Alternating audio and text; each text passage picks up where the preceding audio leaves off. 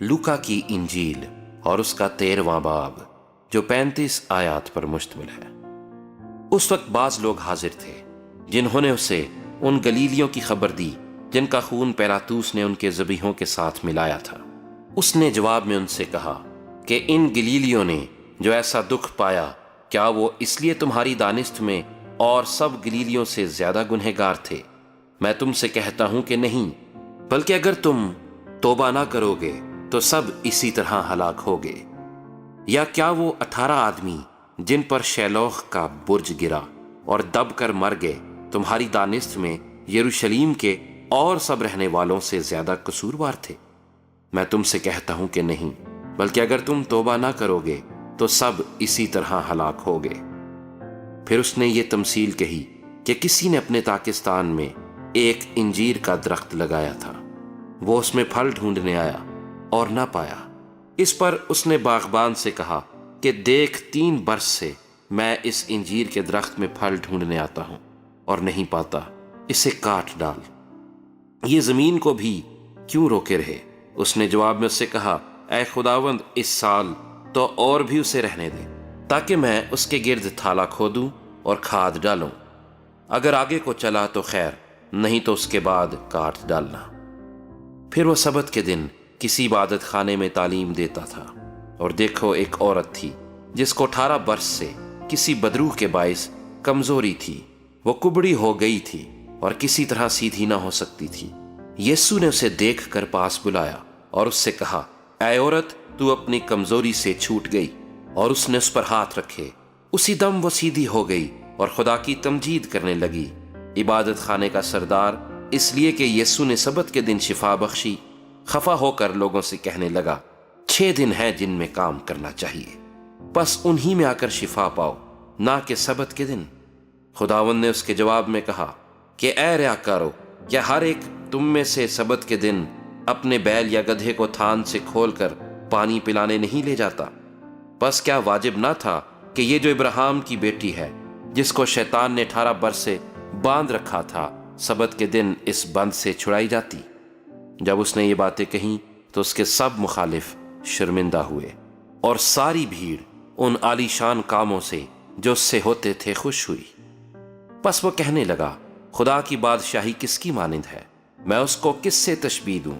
وہ رائی کے دانے کی مانند ہے جس کو ایک آدمی نے لے کر اپنے باغ میں ڈال دیا۔ وہ اگ کر بڑا درخت ہو گیا اور ہوا کے پرندوں نے اس کی ڈالیوں پر بسیرا کیا۔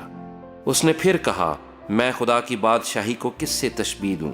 وہ خمیر کی مانند ہے جسے ایک عورت نے لے کر 3 پیمانہ آٹے میں ملایا، اور ہوتے ہوتے سب خمیر ہو گیا۔ وہ شہر شہر اور گاؤں گاؤں تعلیم دیتا ہوا یروشلیم کا سفر کر رہا تھا، اور کسی شخص نے اس سے پوچھا کہ اے خداوند، کیا نجات پانے والے تھوڑے ہیں؟ اس نے ان سے کہا، جاں فشانی کرو کہ تنگ دروازے سے داخل ہو، کیونکہ میں تم سے کہتا ہوں کہ بہتیرے داخل ہونے کی کوشش کریں گے اور نہ ہو سکیں گے۔ جب گھر کا مالک اٹھ کر دروازہ بند کر چکا ہو اور تم باہر کھڑے دروازہ کھٹکھٹا کر یہ کہنا شروع کرو کہ اے خداوند، ہمارے لیے کھول دے، اور وہ جواب دے کہ میں تم کو نہیں جانتا کہ کہاں کے ہو، اس وقت تم کہنا شروع کرو گے کہ ہم نے تو تیرے روبرو کھایا پیا اور تو نے ہمارے بازاروں میں تعلیم دی۔ مگر وہ کہے گا، میں تم سے کہتا ہوں کہ میں نہیں جانتا کہ تم کہاں کے ہو۔ اے بدکارو، تم سب مجھ سے دور ہو، وہاں رونا اور دانت پیسنا ہوگا، جب تم ابراہیم اور اسحاق اور یعقوب اور سب نبیوں کو خدا کی بادشاہی میں شامل اور اپنے آپ کو باہر نکالا ہوا دیکھو گے، اور پورب، پچھم، اتر، دکن سے لوگ آ کر خدا کی بادشاہی کی ضیافت میں شریک ہوں گے۔ اور دیکھو، بعض آخر ایسے ہیں جو اول ہوں گے، اور بعض اول ہیں جو آخر ہوں گے۔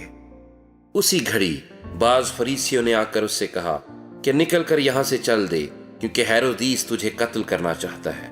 اس نے ان سے کہا کہ جا کر اس لومڑی سے کہہ دو کہ دیکھ، میں آج اور کل بدروحوں کو نکالتا اور شفا بخشنے کا کام انجام دیتا رہوں گا، اور تیسرے دن کمال کو پہنچوں گا۔ مگر مجھے آج اور کل اور پرسوں اپنی راہ پر چلنا ضرور ہے، کیونکہ ممکن نہیں کہ نبی یروشلیم سے باہر ہلاک ہو۔ اے یروشلیم، اے یروشلیم، تو جو نبیوں کو قتل کرتی ہے اور جو تیرے پاس بھیجے گئے ان کو سنسار کرتی ہے۔